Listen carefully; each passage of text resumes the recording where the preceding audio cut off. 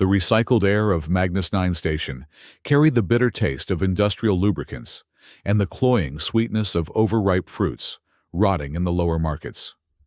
Vin Carrick Hayes moved through the maze of vendor stalls, his prosthetic left leg whirring softly with each step, a constant reminder of Kepler 442b and the things he'd rather forget. At 60, his hair had gone completely gray, though his eyes remained sharp, the kind of alertness that comes from 3 decades of watching horizons for movement that shouldn't be there.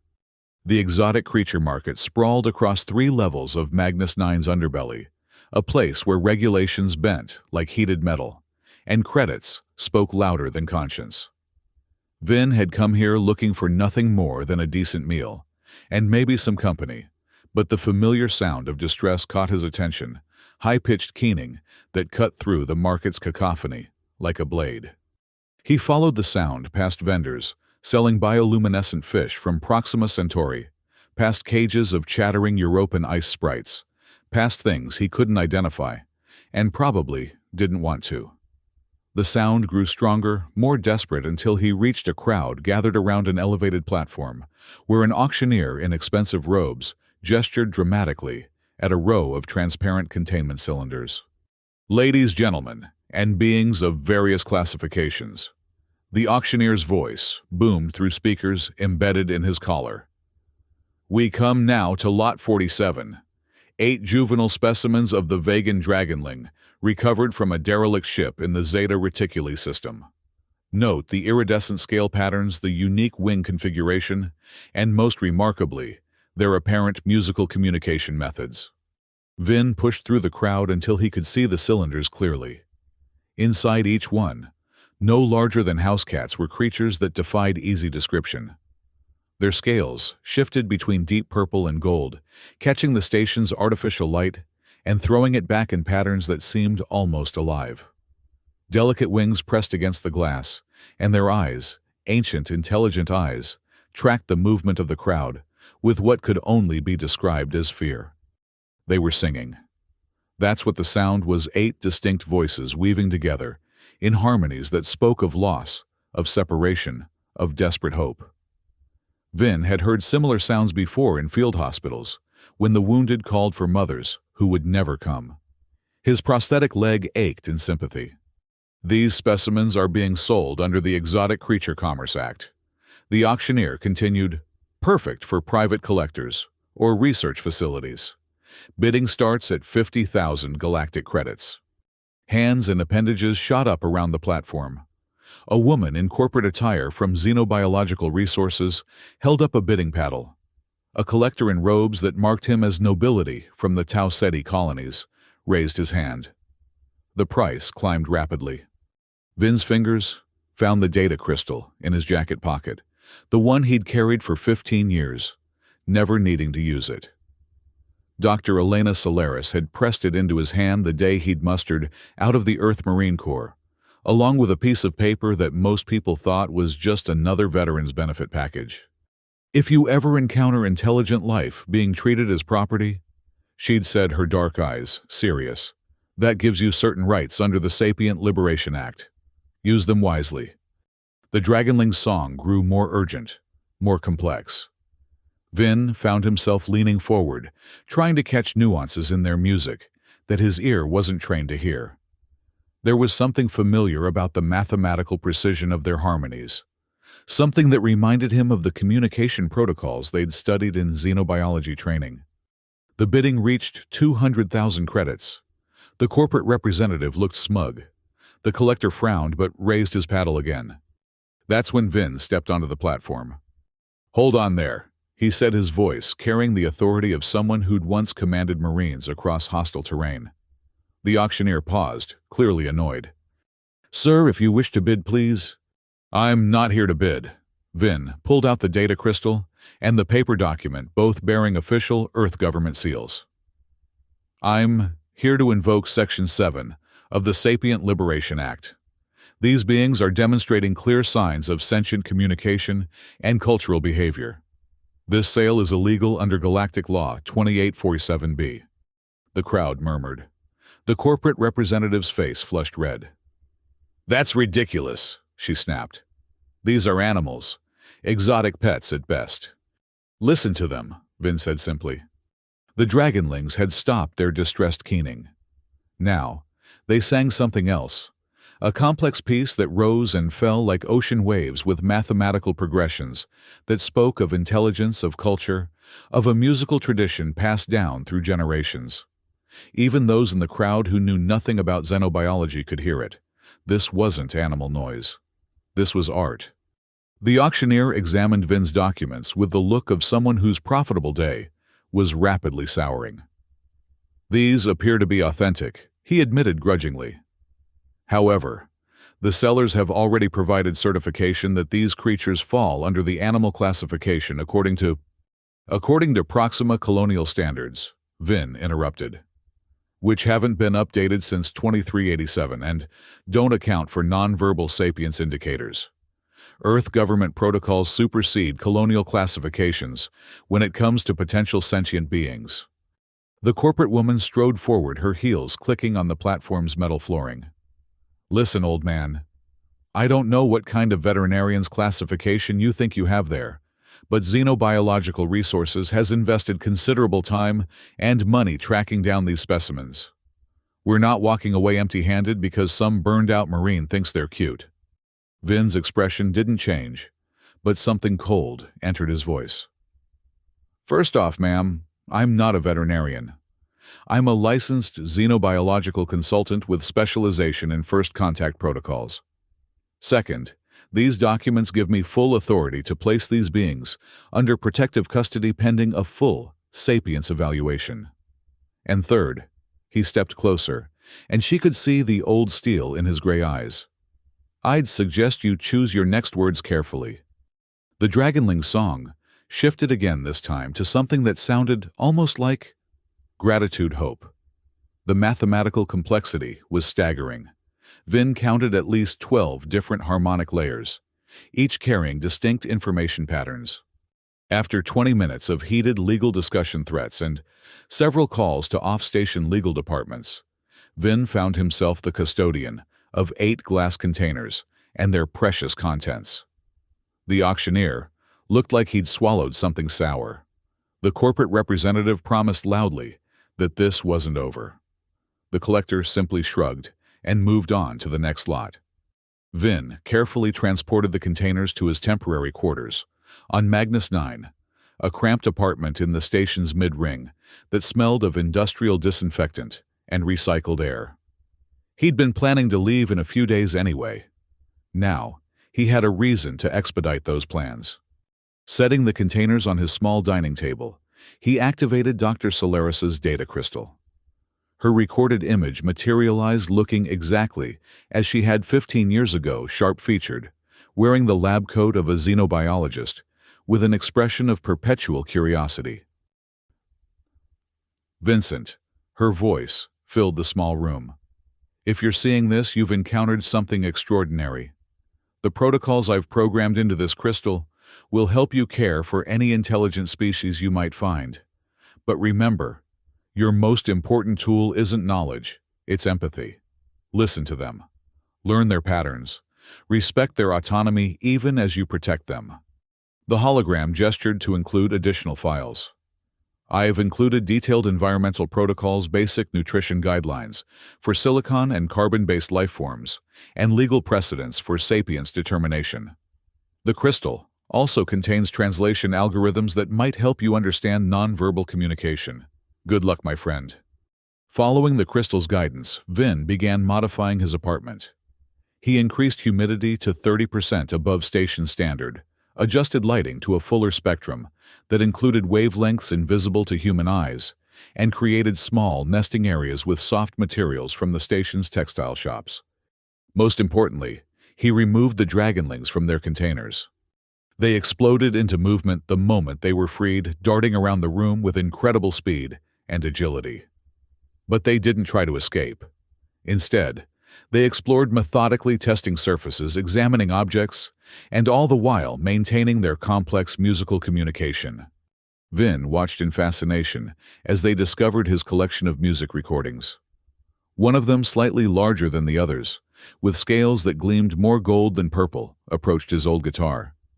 It touched the strings with tiny claws, producing soft notes, then looked at Vin with what he could only interpret as invitation.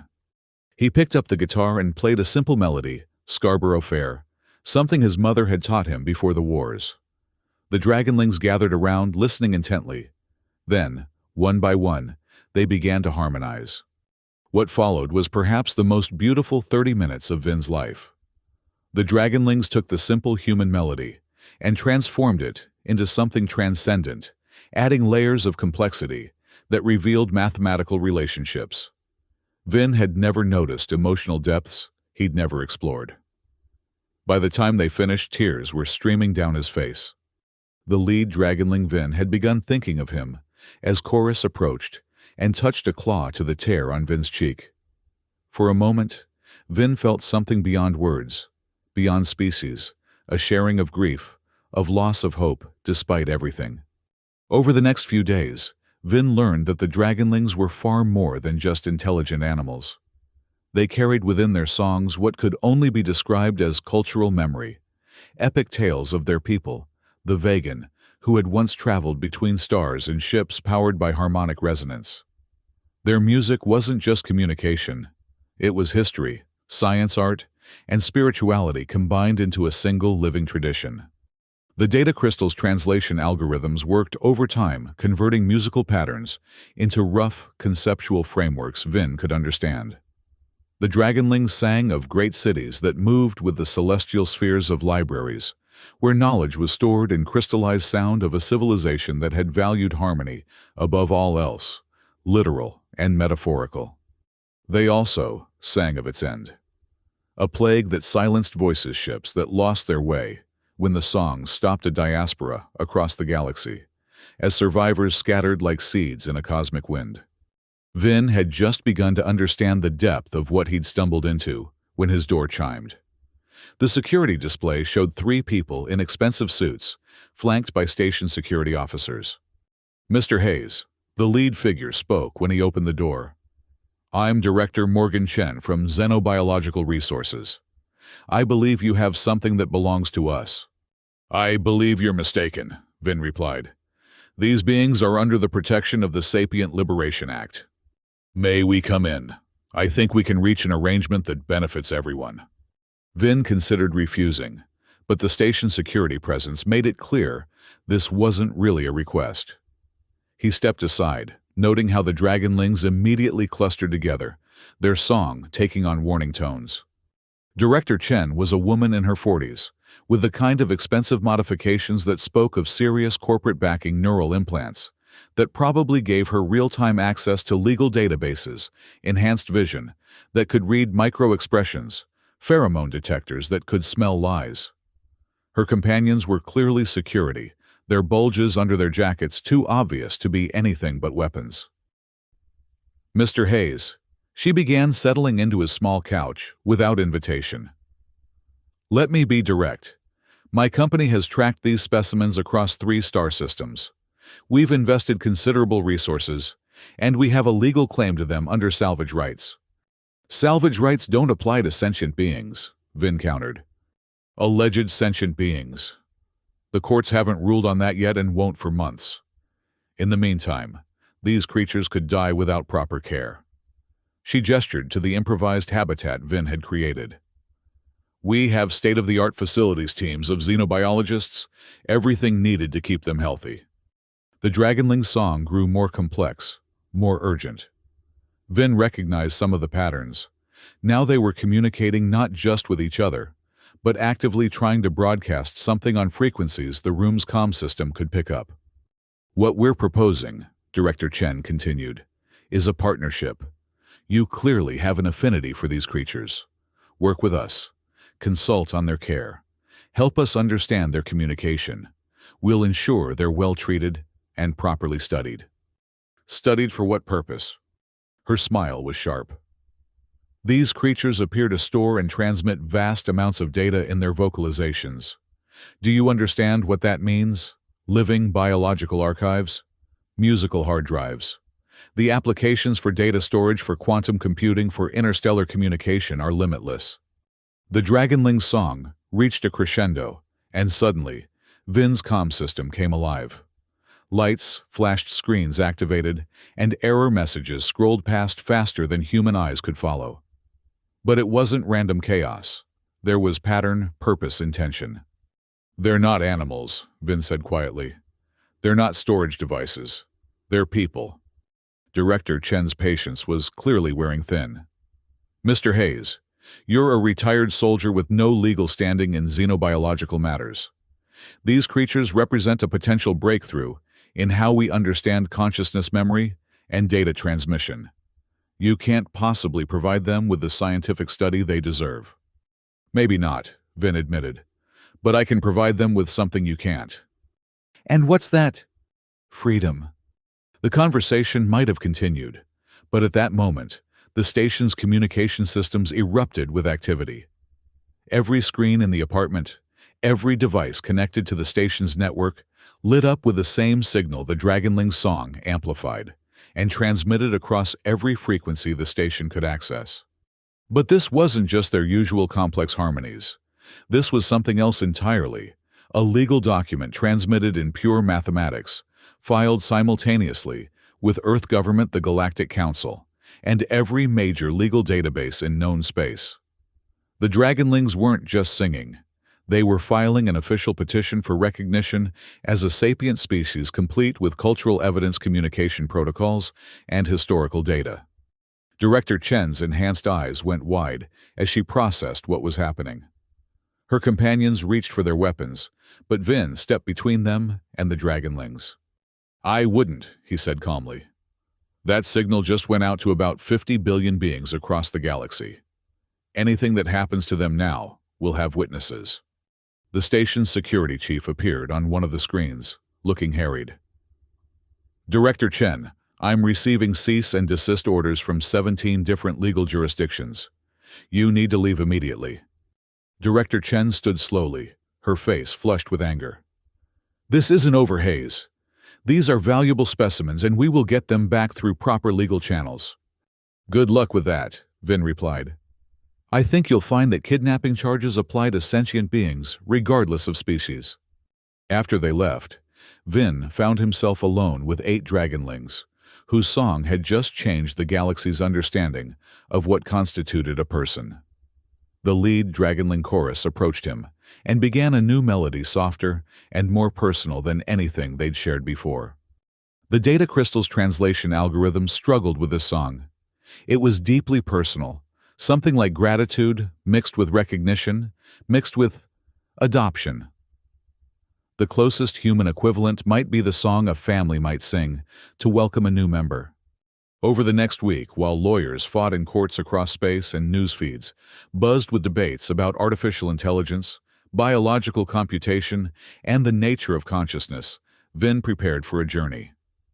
The Dragonlings had shared something with him through their music coordinates locations, a map written in harmonics that spoke of a place they remembered from their genetic memory. He purchased a small ship, nothing fancy, but reliable, with enough range to reach the outer systems. The Dragonlings had shown him something in their songs, something that looked like a moon, orbiting a gas giant in an unclaimed system, a place where their ancestors had built something important. "You don't have to do this," Dr. Solaris's recorded image told him during one of their conversations via the data crystal. "You could turn them over to the Xenobiological Institute. They'd be studied, cataloged, probably treated well." "They don't want to be studied," Vin replied. "They want to go home. Home to what their civilization is extinct, their ships are gone. What are you taking them to?" Vin looked at the Dragonlings, who were arranged in a complex pattern around his small ship's cargo bay, singing what sounded like navigation instructions.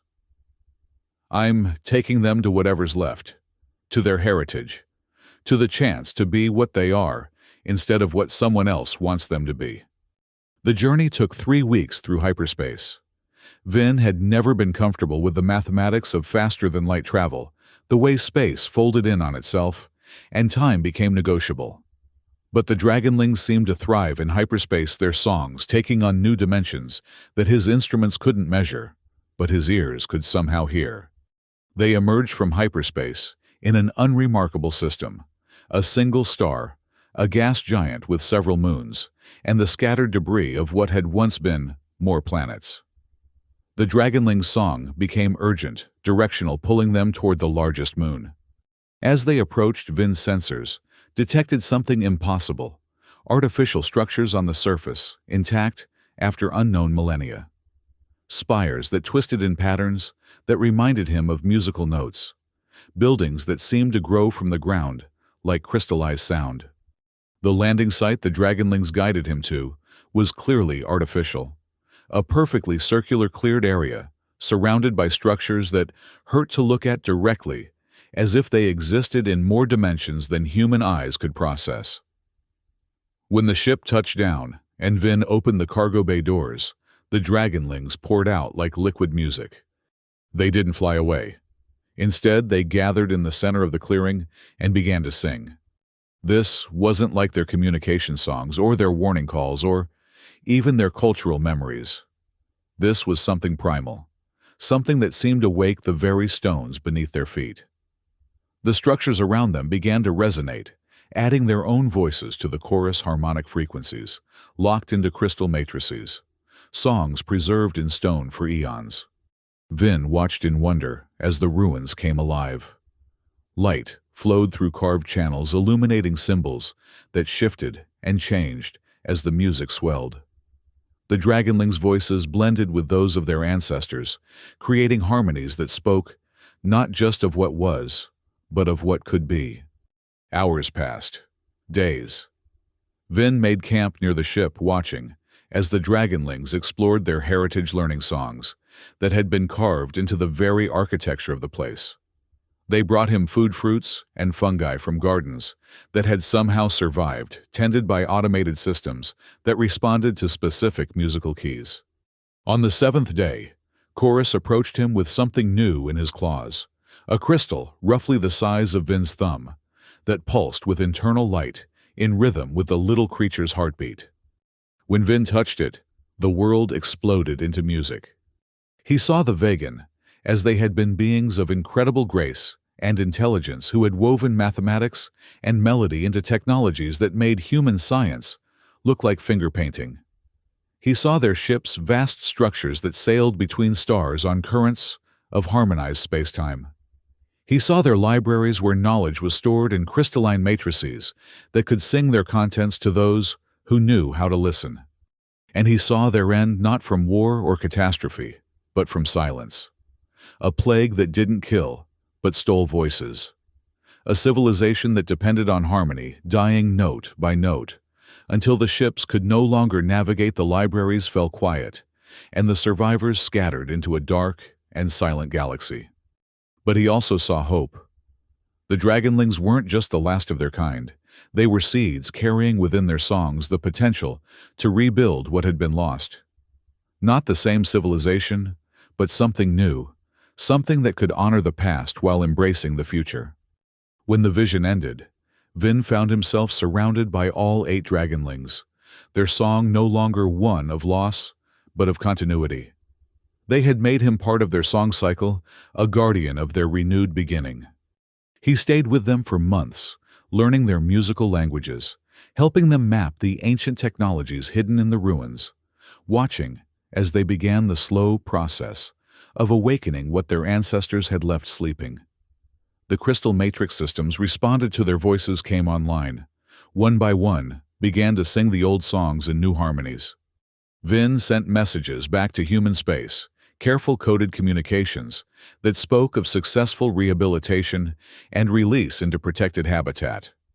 The legal battles over sapient species rights continued in the courts, with the dragonlings' petition serving as precedent for dozens of other cases. Xenobiological resources eventually gave up their claim, finding more profitable ventures in species that couldn't file their own legal briefs. On a day when the moon's primary star hung low on the horizon, painting the ancient spires gold and purple like dragonling scales, Chorus approached Vin with a new song. This one wasn't a communication, or a story, or a memory, it was an offer. The crystal matrices weren't just libraries or navigation systems. They were part of a vast network that connected across interstellar distances, a galaxy-spanning web of music and mathematics that the Vegan had built over millennia. It was still there, still functional, waiting for voices to wake it up. The Dragonlings were offering Vin a choice. He could return to human space, go home to Earth, live out his remaining years with the knowledge that he'd helped preserve something beautiful and rare. Or he could stay, become part of the growing song, help build a bridge between human and Vegan culture, between species, separated by evolution, but connected by their capacity for wonder. Vin thought about his small apartment on Earth, about the nightmares that still visited him from Kepler 442b, about the emptiness he'd carried since mustering out of the core. He thought about Director Chen and xenobiological resources, and all the people who looked at something beautiful and immediately asked how to profit from it. Then he looked at the Dragonlings, no longer refugees or specimens, but teachers, philosophers, artists, reclaiming their heritage while creating something new. He looked at the ancient city coming back to life around them, at the lights dancing through crystal channels in patterns that were both technology and art. He picked up his guitar, the same one the Dragonlings had first harmonized with in his cramped apartment on Magnus 9. They gathered around him as they had that first day, 8 voices ready to weave something new around an old human melody. But this time, he didn't play Scarborough Fair. Instead, he played something the Dragonlings had taught him, a simple tune that spoke of journeys, ending in unexpected homes of strangers, becoming family of songs that connect across the vast distances between stars. The Dragonlings joined in, their voices blending with his guitar, and the ancient crystals added their harmonies, and somewhere across the galaxy, other nodes of the network awakened to the sound of a new chapter, beginning in the endless song of the Vegan. Vin had found his purpose again. Not as a soldier, not as a guardian, but as a bridge between worlds, a keeper of music, a small but vital part of something larger than himself. Years later, when explorers finally traced the network signatures back to the moon, where it all began, they found a thriving community, humans and Vegan and others, all connected by the understanding that consciousness takes many forms, and that the most profound technologies aren't weapons or engines of profit, but those that allow different kinds of minds to share their songs. They found Vin there, too older, but not diminished, teaching young humans to hear the mathematical beauty in Dragonling harmonies, helping translate ancient Vegan texts into melodies that could be transmitted across space, serving as an ambassador between species that had finally learned to listen to each other. The galaxy was a larger place than humans had imagined, and stranger and more musical. But it was also more connected, more full of voices, singing in harmony across the dark distances between stars. And in the center of it all, 8 Dragonlings who had once been specimens in a smuggler's auction, now helped weave the songs that held it all together, living proof that sometimes the most important discoveries aren't made by those who seek to understand, but by those who seek to protect. Vin's prosthetic leg still ached sometimes, especially when the lunar storm swept across the moon's surface. But the pain was different now, not the constant reminder of loss and violence, but something more, like the pleasant soreness that comes after a job well done. The endless song continued as it always had, as it always would. But now, it had new voices, new harmonies, new possibilities. And somewhere in the vast network that connected star to star, a retired Earth Marine's guitar added its small but irreplaceable part to the music of the spheres. The story might have ended there, with Vin finding his place among the Dragonlings and their restored heritage. But stories, like songs, don't really end. They just modulate into new keys, take on new harmonies, find new voices to carry them forward. Across the galaxy, other beings heard the awakening network. Species thought long dead revealed themselves from hidden enclaves, adding their own voices to the growing chorus. The mathematical principles underlying vegan technology sparked innovations in human science, leading to breakthrough in communication and medicine, in the fundamental understanding of how consciousness relates to quantum mechanics. But perhaps most importantly, the legal precedent the dragonlings had set began to reshape how sentient species encountered each other. The Galactic Council established new protocols for first contact, for the protection of cultural heritages, for the recognition that intelligence comes in forms that often defy expectation. Xenobiological Resources was eventually forced to completely restructure their approach, focusing on partnership rather than exploitation, on preservation rather than profit. Director Chen, ironically, became one of the leading advocates for sentient species rights. Her encounter with the dragonlings, having fundamentally changed her understanding of what it meant to be alive in a universe full of wonders. On quiet nights when the moon's thin atmosphere let starlight stream unfiltered through the crystal spires, Vin would sometimes sit alone, with his guitar playing the melodies that had become as natural to him as breathing. The dragonlings would join him, their voices carrying the songs into the network where they would be heard and harmonized with by beings he'd never meet, species whose names he couldn't pronounce, minds that thought in ways he couldn't imagine. It was, he thought, on those nights what Dr. Solaris had meant when she pressed that data crystal into his hand all those years ago. Not just about protecting the innocent or fighting the good fight, but about recognizing that in a universe so vast and strange, the most radical act might simply be to listen.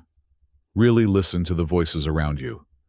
The endless song played on connecting threads of consciousness across the galaxy, weaving a pattern too complex for any single mind to comprehend, but simple enough for any heart to feel. And somewhere within that vast symphony, the voice of a tired old marine and 8 small dragonlings proved that sometimes the smallest voices carry the most important messages.